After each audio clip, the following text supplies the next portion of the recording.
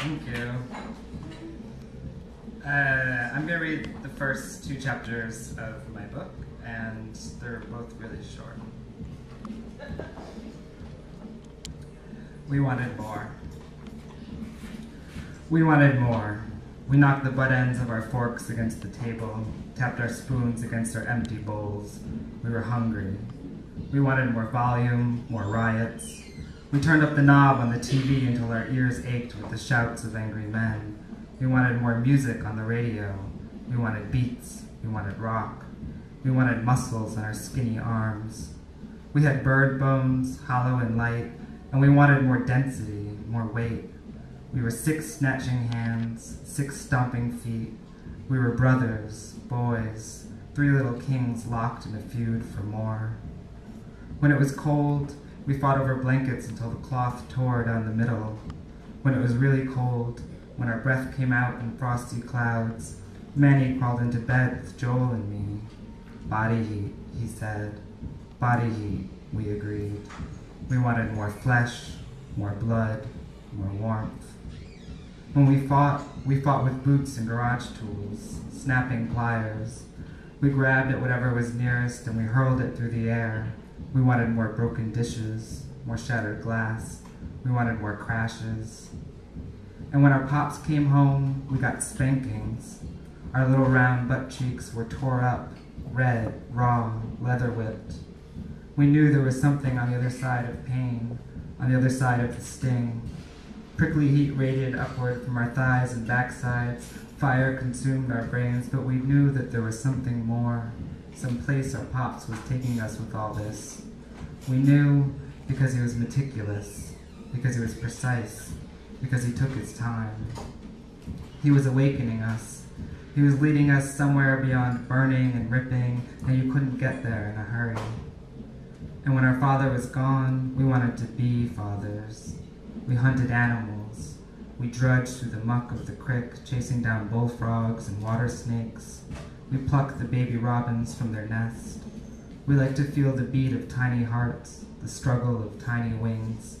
We brought their tiny animal faces close to ours. Who's your daddy? We said. Then we laughed and tossed them into a shoebox. Always more, always hungrily scratching for more. But there were times, quiet moments, when our mother was sleeping, when she hadn't slept in 2 days, and any noise, any stair creak, any shut door, any stifled laugh, any voice at all might wake her.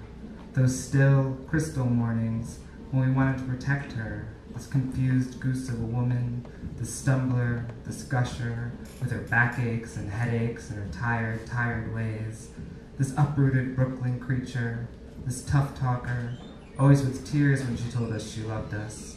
Her mixed up love, her needy love, her warmth. Those mornings when sunlight found the cracks in our blinds and laid itself down in crisp strips on our carpet. Those quiet mornings when we'd fixed ourselves oatmeal and sprawl onto our stomachs with crayons and paper, with glass marbles that we were careful not to rattle. When our mother was sleeping, when the air did not smell like sweat or breath or mold, when the air was still and light.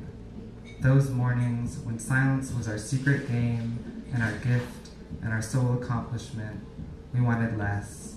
Less weight, less work, less noise, less father, less muscles and skin and hair. We wanted nothing. Just this, just this.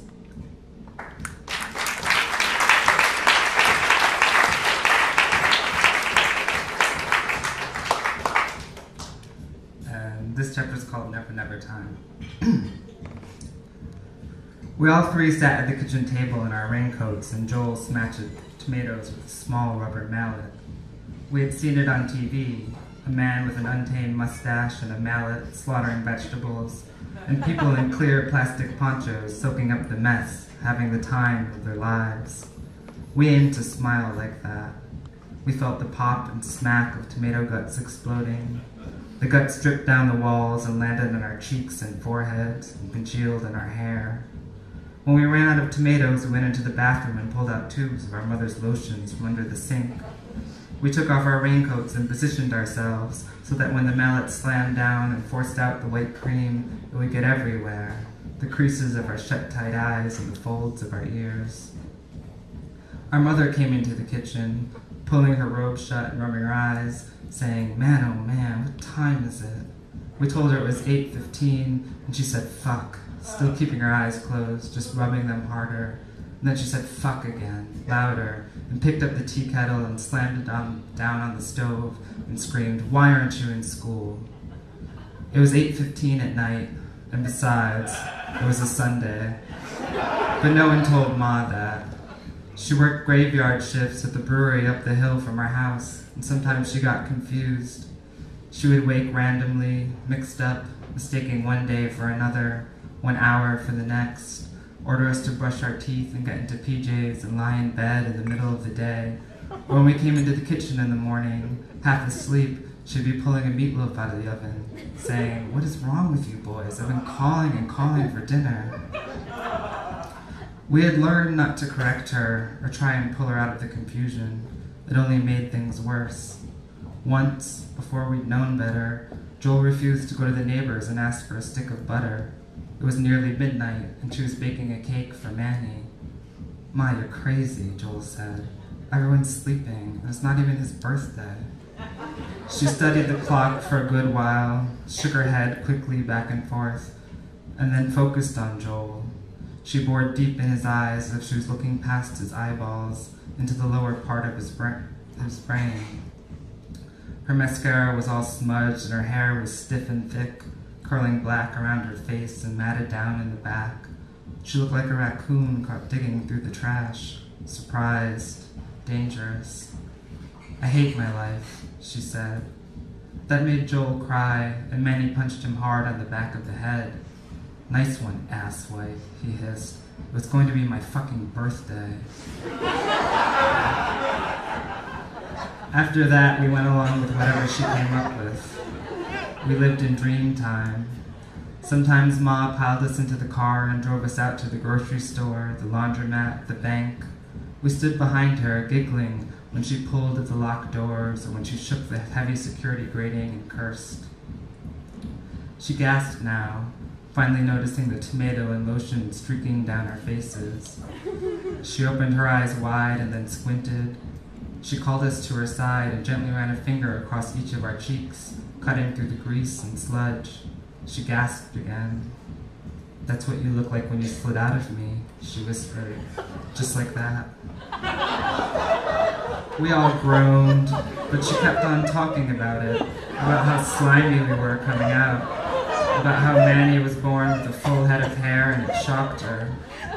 The first thing she did with each one of us was to count our fingers and toes. "I wanted to make sure they hadn't left any in there," she said, and sent us into a fit of pretend barfing noises. "Do it to me." "What?" we asked. "Make me born." "We're out of tomatoes," Manny said. "Use ketchup." We gave her my raincoat because it was the cleanest, and we warned her, no matter what, not to open her eyes until we said it was okay. She got down on her knees and rested her chin on the table. Joel raised the mallet above his head, and Manny squared the neck of the ketchup bottle between her eyes. "On the count of 3, we said, and we each took a number. My number was last. We all took the deepest, longest breath we could, sucking the air through our teeth. Everyone had his face all clenched up, his hands squeezed into fists. We sucked in a little more air and our chests swelled. The room felt like a balloon must when you're blowing and blowing and blowing right before it pops. 3, and the mallet swung through the air. Our mother yelped and slid to the floor and stayed there, her eyes wide open and ketchup everywhere, looking like she had been shot in the back of the head. "It's a mom," we screamed. "Congratulations." We ran to the cupboards and pulled out the biggest pots and heaviest ladles and clanged them as loud as we could, dancing around our mother's body, shouting, "Happy birthday, Happy New Year, it's 0 o'clock, it's never, never time, it's the time of your life."